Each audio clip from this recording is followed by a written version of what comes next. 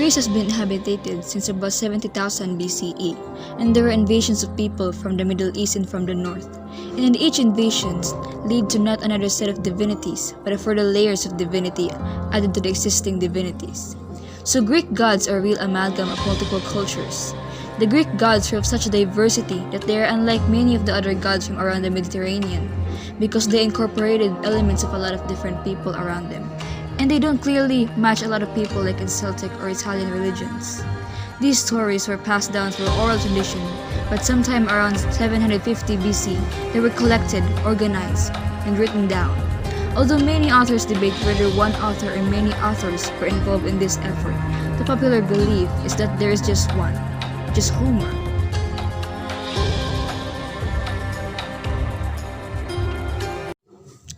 Athens, Greece, a city alive with commerce and cultures. It is also a city of faith, Greek Orthodox faith, part of the great eastern arm of Christianity. But there was another world here once, of which only tantalizing fragments remain. Those who reach back through time, both above ground and below, are in search of a world that was equally alive and equally divided, the world of the ancient Greeks. It still speaks to us today through one of its legacies, Greek mythology. It was populated by many gods and goddesses, each with certain powers in the world and each with a story of its own. For tens of thousands of years, predating biblical times, accounts of the gods and their doings were passed down by storytellers. It is extremely hard, but one tries to fantasize what was it like in those days. Every gods and goddesses enter the world with each in different functions. They all have, however, one thing in common, and attributes that sets them apart from all other divinities in the ancient world. Their images are human. Presiding over all was Zeus, god of the sky, god of thunder. Zeus is a sky god, and you're in the domain of Zeus when you're out there in nature. Zeus had some control whether you had a good day or a bad day, and a good life and a bad life. He had 2 jars on the door seal, and there was a jar of good and a jar of evil. And to each man, Zeus would pour out a portion of good and a portion of evil. Zeus's name is thought to have originated from the ancient Greek word for bright. The word has a close connection with dies, which is the Latin word for day, and has a very ancient history. Therefore, many mythologists believe that Zeus is one of the oldest Greek gods. Usually, Zeus is portrayed with a scepter in one hand and a thunderbolt in the other, both symbols of his authority. Sometimes he wears a crown of oak leaves. The oak was deemed to be a sacred tree. Homer repeatedly described him as the Aegis-bearing. The Aegis was an enormous shield which Zeus frequently carried with him, lending it to his daughter Athena from time to time. In addition, he owns a pet, a giant golden eagle called Dionysius. Next one is Poseidon. Poseidon is the violent and ill-tempered god of the sea, one of the 12 Olympians. He was also feared as the provoker of earthquakes and worshipped as the creator of the horse. A hot-blooded deity, Poseidon had many disputes with both gods and men, most famously with Athena and Odysseus. Poseidon's name is very old and its meaning is lost to us. Various authors have tried to translate it as either husband of the earth or lord of the waters. Plato says that it means knower of many things, but this is much less likely. Poseidon is nowadays known exclusively as a sea god, but at ancient times he may have been the god of the earth and fertility, or even the supreme god of the sky. In fact, in portrayals, he looks very much like Zeus, a distinguished bearded man with a dense curly hair and piercing eyes. Homer says that his shriek was as loud as one of the 10,000 men combined. Oftentimes, he is depicted riding a 4-horse chariot and wielding a trident over the waves. The trident is his most recognizable emblem, though his son Triton carries one as well. It is said that Poseidon struck a rock with his trident to create the very first horse, Skiphus.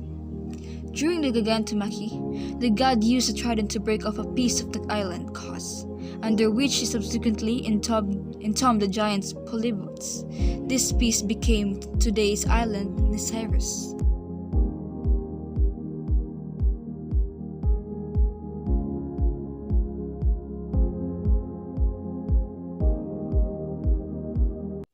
Hades. Hades is the ancient Greek god of the underworld.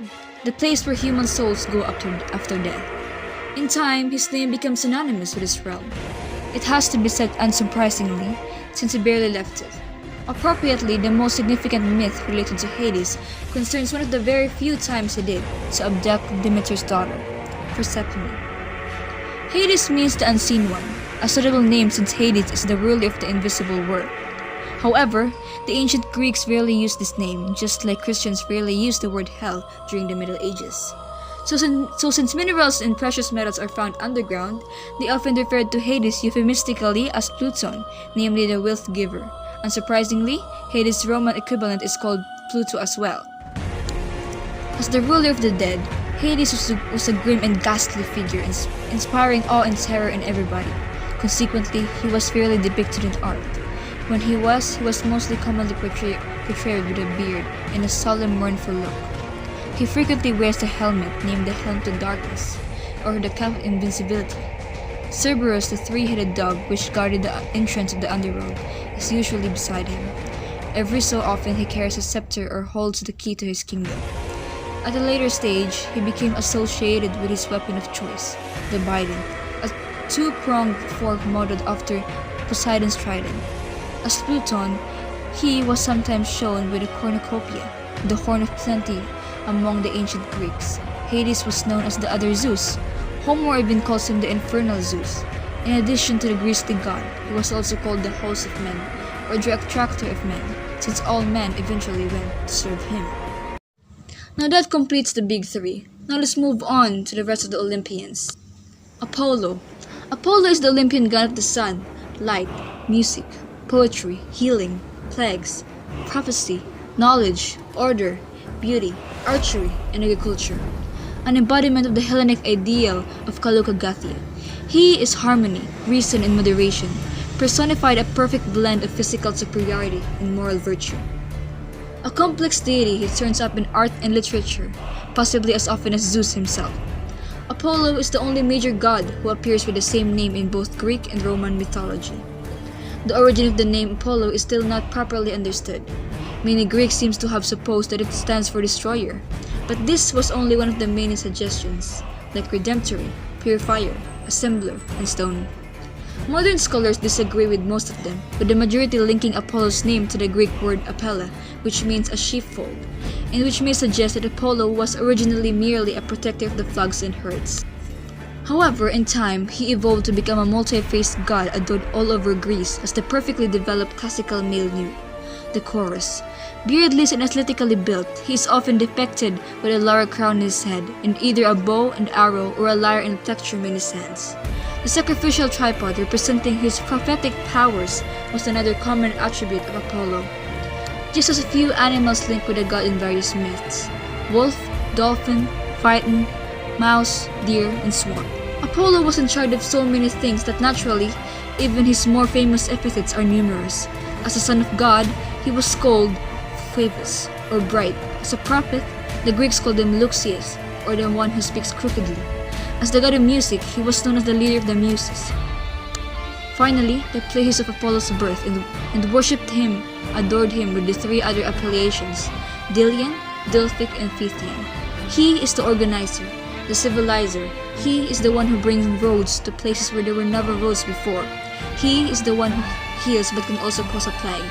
And he is someone who deals with people in a different way. He would deal people not face to face and hand to hand. He was better at shooting his bow and killing people from a very far off distance, therefore earning him the nickname, the God of Distance. Athena. Athena is the Olympian goddess of wisdom and war, and the adored patroness of the city of Athens. A virgin deity, she was also somewhat paradoxically associated with peace and handicrafts, especially spinning and weaving.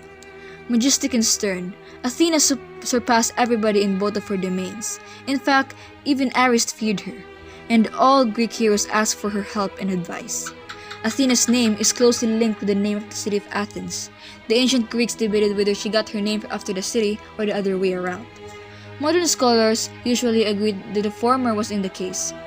In art and literature, Athena is usually depicted as a majestic lady with a beautiful but stern face, and smiling full lips, gray eyes, and a graceful build, emanating power and authority. She is always regally clad in either a chiton or a full armor. In the former case, she is sometimes represented with a spindle. In the latter case, she wears an elaborately crested Corinthian helmet and holds a long spear in one hand, and an aegis in the other. At the center of her aegis, there is oftentimes an image of a gorgon's head, symbolizing the gift she got from Perseus, the head of Medusa. Just like Medusa's eyes, Athena's shield can also turn her enemies to stone. As a symbol of her wisdom, there is sometimes an owl flying in Athena's vicinity or sitting on her shoulder. From time to time, there may also be a snake or an olive branch. Athena was one of the most important Olympian gods, and she had many functions. Unsurprisingly, she was under many different epithets. Some of the most famous were Virgin, Pallas, the Unwearing One, the One of the City, the One with Gleaming Eyes, and the One who fights in front. Ares. Ares is the Olympian god of war. However, unlike Athena, he represents merely its destructive capacity and is typically the personification of sheer violence and brutality. Consequently, he was loved neither by gods nor by men, that is, with the exception of Aphrodite, who bore him many children out of wedlock. Quite appropriately, Ares' name seems to have been an ancient word for battle or war. In art, Ares is usually presented wearing a helmet, a shield, and either a sword or a spear. He drives a 4-horse chariot and is accompanied by dogs or vultures. Sometimes his son Deimos and Phobos are also depicted beside him. Unlike his nobler Roman counterpart, Mars, Ares was an unpopular god and never developed beyond the image of a divine battle-frenzied victor. Consequently, only a few epithets have reached us. Unsurprisingly, few of them are flattering. The bane of mortals, the slayer of men, the city stone, the armored hero, and the armed beggar. And then there is Aphrodite and Artemis, two sides of the same coin. Aphrodite is the Olympian goddess of love, beauty, sexual pleasure, and fertility.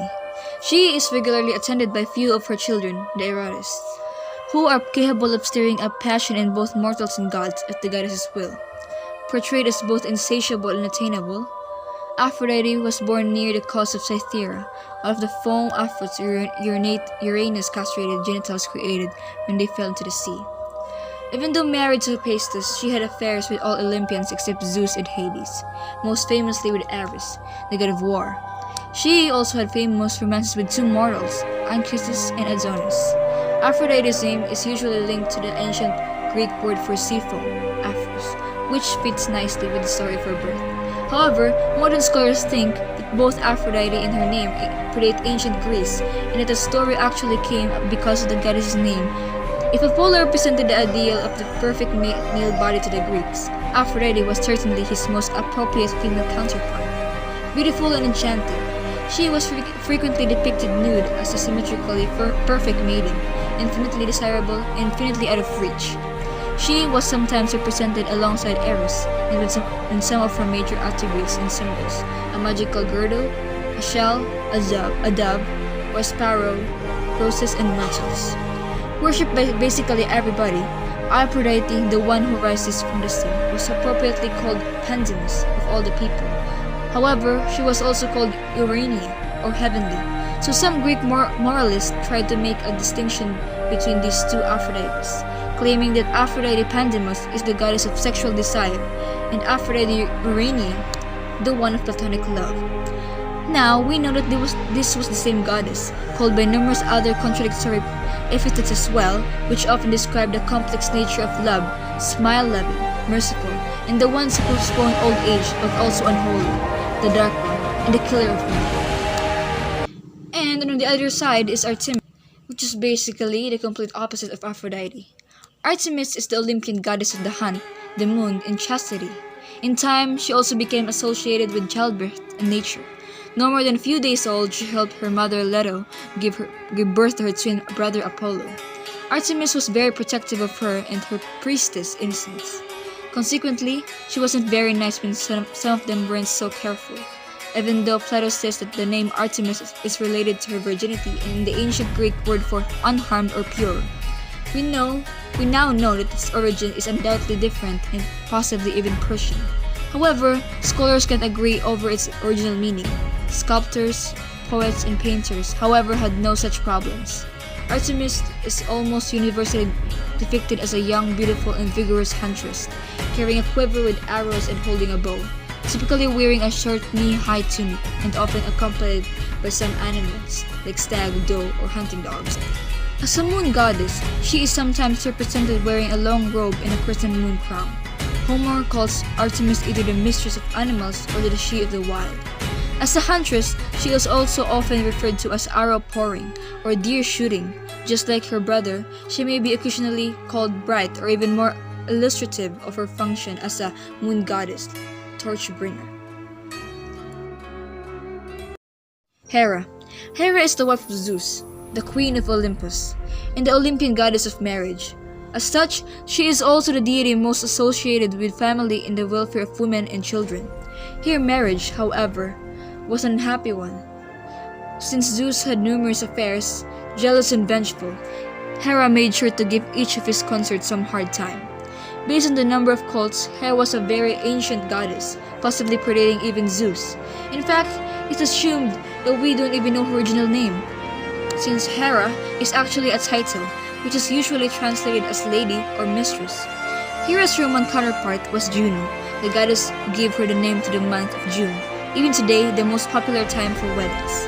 Hera was usually portrayed alongside Zeus as a fully clothed matronly woman of solemn beauty, wearing a cylindrical crown called Polus or the wreath or Neville.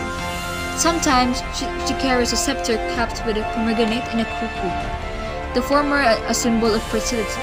The latter was token of the way she was wooed by Zeus. She is also often accompanied by a peacock, one of their sacred animals.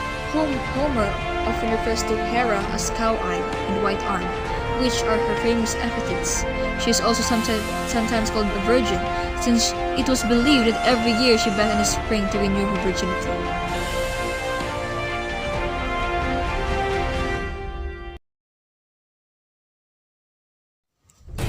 HeFaces. HeFaces is the god of blacksmiths and fire, called the celestial artificer. He was also associated with other craftsmen like sculptors, carpenters, and metal workers, and this is evident in the name of his Roman counterpart Vulcan, his volcanoes. Even though an ugly god named by his own mother, he was the husband of none other than Aphrodite herself. It is not known what the name HeFaces means, however, since it's similar to few pre-Greek toponyms, it is supposed that HeFaces is a very old deity. He is arguably the most extraordinary member of the Olympian pantheon. Bearded and ugly, stocky and lame, he neither possesses the physical flawlessness of the other gods, nor does he stimulate the fitting respect. Sometimes, he is depicted with an oval cap and almost always with a hammer and an anvil. The epithets most commonly associated with HeFaces are far from flattering: the lame one, the halting. He is also sometimes referred to as shrewd, and habitually as the Athenian, since his workshop was believed to be located under Mount Athena.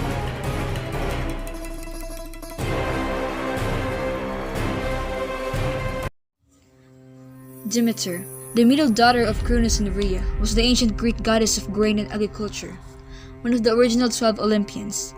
Her grief over her daughter Persephone, who has to spend 1/3 of the year with her husband Hades in the underworld, is the reason why there is winter. Her joy when she gets her back coincides with the fertile spring and summer months. Demeter and Persephone were the central figures of the Eleusinian mysteries, the most famous sacred religious festival in ancient Greece.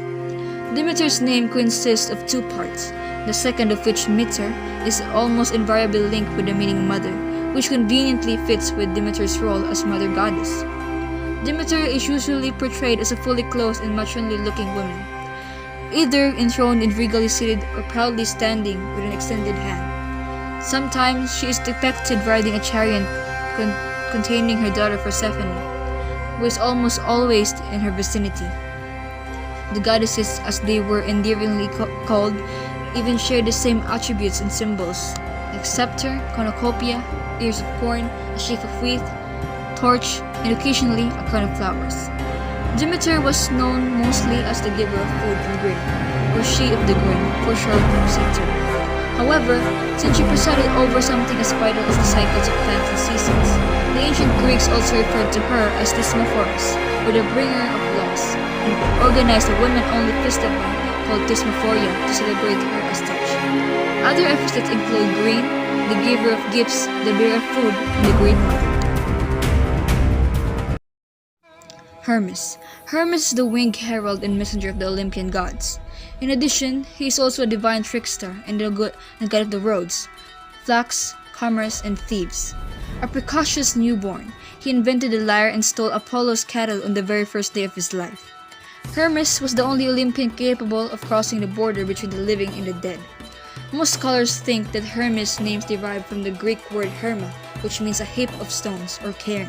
Cairns were a common sight in the ancient world, serving as a trail or boundary markers. Some say that the first cairn was erected by the gods when they cast all their stones in favor of Hermes during his trial for slaying Argos Panoptis. Archaic artists portrayed Hermes as a mature bearded man. However, later on, he was represented as an athletically built nude youth, immediately recognized by four attributes: a broad-brimmed hat, winged sandals, a purse, and the hero's wand. Hermes' wands, a short winged staff entangled by two identical serpents, had magical powers, bringing sleep upon people or rousing them from it. It is very similar and frequently confused with the rod of Asclepius, which is why Hermes' wand is often incorrectly used as a symbol of medicine. According to some myths, Hermes wasn't only a messenger of the gods, but also the inventor of speech. As such, he is often associated with oratory or interpretation. In Greece, an interpreter was called Hermenius, and today, the science of interpretation is known as hermeneutics. Hestra. Hestra is the Greek goddess of the hearth, one of the original 12 Olympians. Cronus and Rhea's firstborn child. She was pure and peaceful.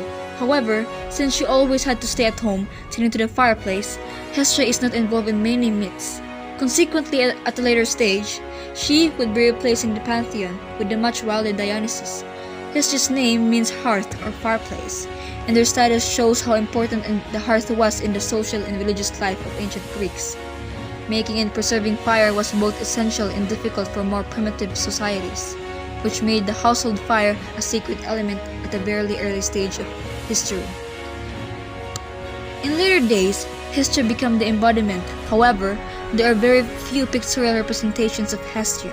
Usually, she is portrayed as a modest middle-aged, veil-wearing woman.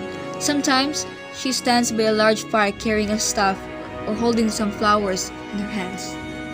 The ancient Greeks didn't use too many epithets to describe her. Beloved, eternal, and she of the public hearth were probably the most common. And lastly, Dionysius. Dionysius was the god of fertility and wine. Later considered a patron of the arts, he created wine and spread the art of viticulture. He had a dual nature. On one hand, he brought joy in divine ecstasy, or he would bring brutal and blinding rage, thus reflecting the dual nature of wine. Dionysius and his followers could not be bound by fetters. Dionysius was the son of Zeus in Semele, and he was the only god with a mortal parent. Zeus went to Semele in the night, unseen by human eyes, but could be felt as a divine presence. Semele was pleased to be the lover of a god, even though she did not know which one. Word soon got around and Hera quickly assumed who was responsible. She went to Semele in disguise and convinced her she should see her lover as he really was. When Zeus visited her again, she made him promise to grant her one wish. She went to as far as make him swear on the river Styx that he would grant her one request. Zeus was madly in love and agreed. She didn't ask him to show her his true form. Zeus was unhappy knowing what was about to happen, but bound by his oath, he had no choice. He appeared in his true form, and Semele was instantly burned to a crisp by the sight of his glory. Zeus managed to rescue the fell Dionysius and stitch him into his thigh until he would be ready to be born. His birth from Zeus conferred immortality upon him. These gods and goddesses evolved as the ancient Greece sought to find meaning and perhaps faith in an often challenging world. Their stories were embellished and changed over time as different civilizations came into contact with ancient Greece. In these stories make up what is known as Greek mythology, derived from the Greek word mythos. It implies something untrue, but for the ancient Greeks, these stories were a matter of faith. They helped explain how and why the world works as it does. In this way, the stories and characters of Greek mythology had real-life application, like the story of how Cronus frees his brothers and sisters from Gaia's swarm. This would be known as the Titans, born only after the father has been castrated. The theme between father and son conflict continues as Cronus himself kills his own children, and it deeply affects civilization. There is always a kind of inherent conflict and tension between fathers and sons. Greece has been really a subsistence economy, and so if you have a small farm, the father would be in charge of that, and the son would not have any rights of that until the father dies or retires. Interestingly, love and war, or violence and sex, are deeply connected in Greek mythology, and not only in Greek mythology, but in a number of mythologies. Why are these two things deeply connected? I think that the ancient peoples, and certainly the Greeks, felt that deeply passionate feelings were somehow connected in the human mind and in the human emotions. That is, great desires and great fears or great hatreds were somehow linked. Kronos married Rhea. Every time Rhea gave birth, he'd swallow the children. Rhea desperately wanted to have some children, and so she took one baby, Zeus, when he was born, and wrapped him up and hid him in a cave in Crete to be raised, and gave Kronos a stone wrapped up in swaddling clothes that he swallowed so that he thought he was swallowing the baby. Well, Zeus grew up, came, attacked his father, and all the children emerged. And those were the beginnings of the Olympian gods. After Zeus rescues his brothers and sisters, they seized Mount Olympus. From the stronghold, they battled for the control of the world against their father, aunts, and uncles, all of whom are Titans. Finally, the gods and goddesses of Olympus prevail. They acknowledge Zeus as their king, but human beings have yet to appear in the scene.